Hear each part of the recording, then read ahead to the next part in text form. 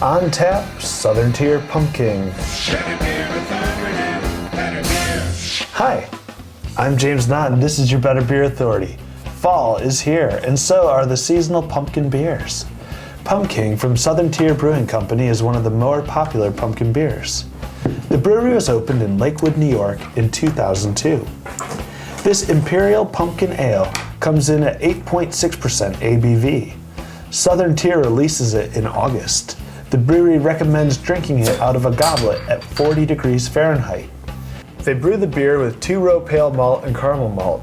Magnum hops are used for bittering, and sterling hops are used for aroma. It is available in 22-ounce bomber bottles and kegs. Chef, give us a little rundown on some of these flavors. I mean, it's a pumpkin beer. It tastes like pumpkin bread. You know, like if you're gonna have pumpkin bread in the fall, you get some buttery, spicy pumpkin flavor out of it. A little bit bready from the malt, and but an overpowering pumpkin flavor. Okay, Jeff, what kind of aromas have you pulled out of this? We get those bready notes, and the spices come through in the aroma a bit, and I'm getting a little more raw pumpkin than I would like. I get an overall raw aroma rather than cooked pumpkin you see in other examples. Mark, is this beer too pumpkin-y? I don't think it's too pumpkin-y. I think it's pumpkin-y enough. I mean, had there been any more, I think it would be a little off-putting. You know, I know some of these other guys, it might not be as fond of it as I am, but I think that there's an appropriate level of punkinness, if you will, that's in there. Yeah. Chef, is this the most amazing beer you've ever had? No, absolutely not. I mean, it's exactly, I think, how they're marketing it. It is a pumpkin ale. It says right on that bottle, ale brewed with pumpkin. If you're a fan of pumpkin, yeah, I think you could drink it. I think it's drinkable. I don't even think that this is the best pumpkin ale. Even if I was a fan of pumpkin, I don't think this would be the top of my list. I think it's got a little bit of off notes. You were talking about the raw pumpkin kind of flavor to it. It's not as smooth and drinkable as some of the other pumpkin ales that I've had, which is like 2 other ones. You know, this is not something that I'm going to go and buy ever.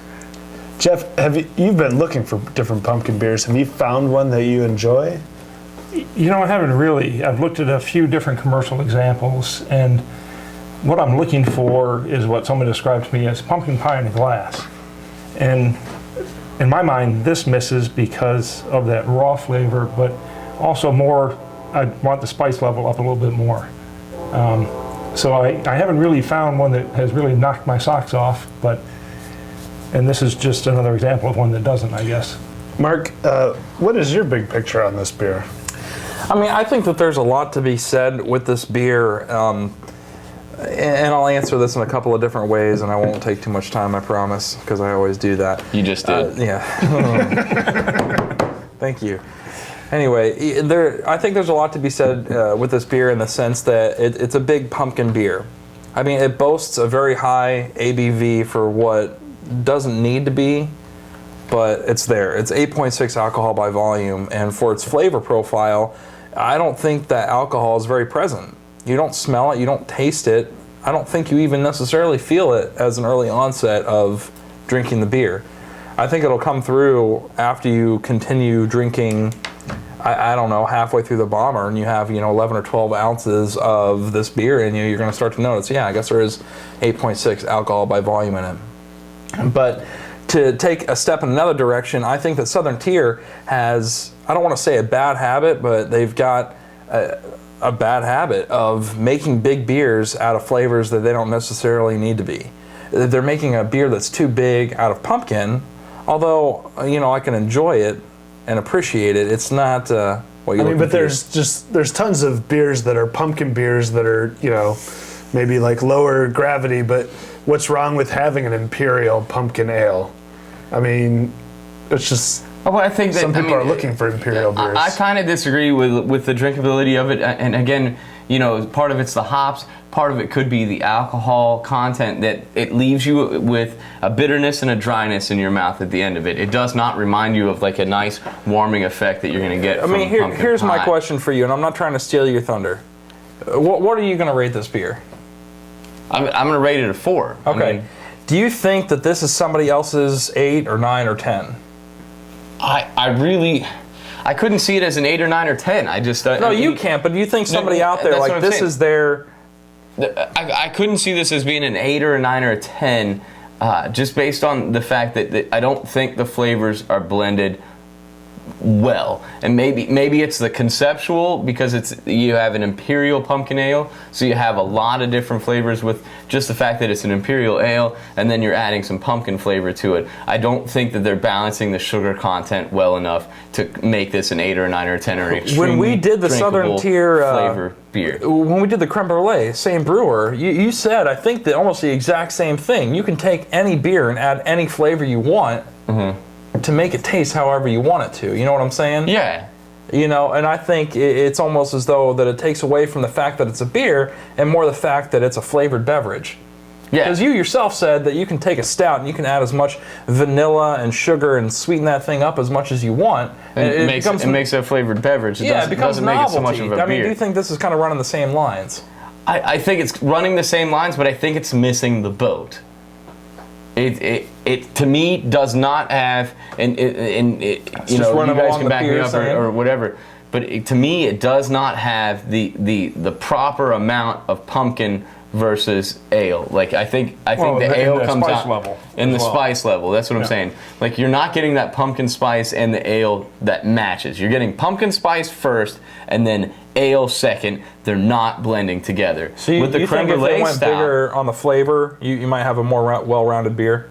I think so. Okay. I think that there are some people who think this is an outstanding beer. Oh, absolutely. Our social media director, David Hartogs, would give it at least an 8 or a 9 on the BBA scale. He was so eager for us to do this episode. He's probably going to be a little disappointed in our rating. Jeff, what's your rating? Honestly, I really can't go more than a 3. I did try this before at home, and I honestly could not make it through the bomber. It was just too off-putting to me.